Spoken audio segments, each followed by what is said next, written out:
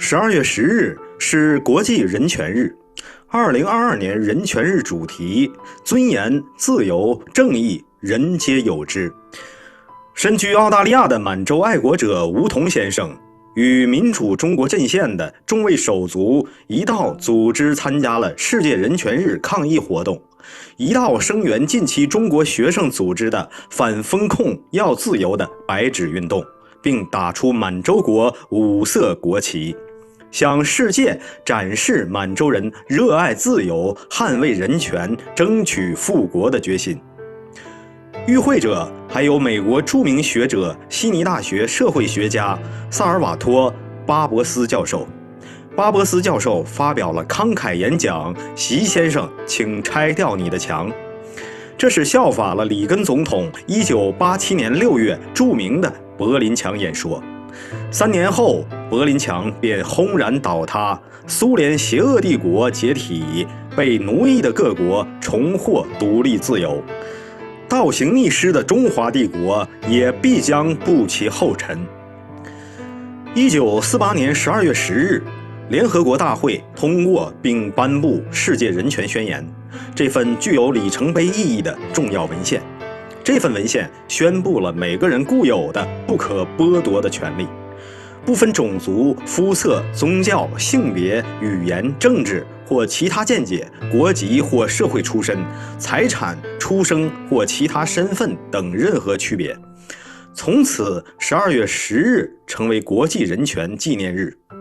满洲国建国伊始，大同元年即1932年3月9日，即正式建国后1周就颁行了人权保障法。当时大部分西方国家也没有专门颁行人权法案，而人权保障法在满洲国法律体系中位列第2号，其地位仅次于宪法性文件组织法，在法律中几乎涵盖了16年后联合国才发布的世界人权宣言的所有主要内容。满洲国先贤精英的真知灼见远远超越了那个时代。如果满洲国没有沦陷于共产中国之手，今天可能达到的文明进步程度是无法想象的。自1948年联合国通过世界人权宣言以来的几十年中，人权在全球范围内得到了越来越多的认可和保障。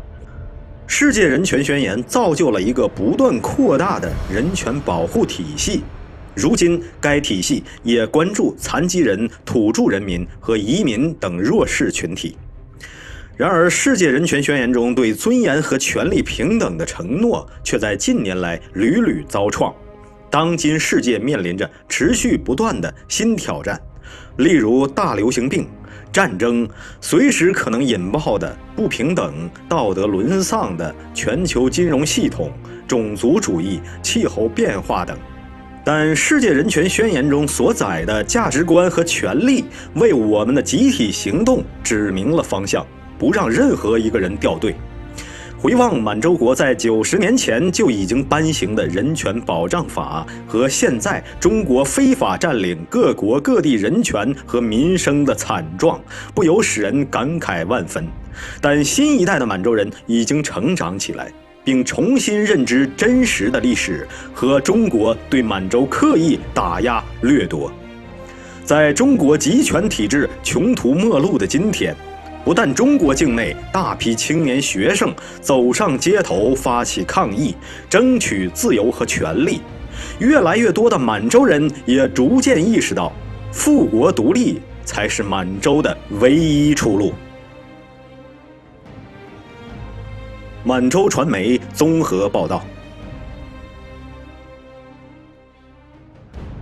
With the all-spark gone, we cannot return life to our own land, Manchuria, and fate has yielded its reward, a new world to call home.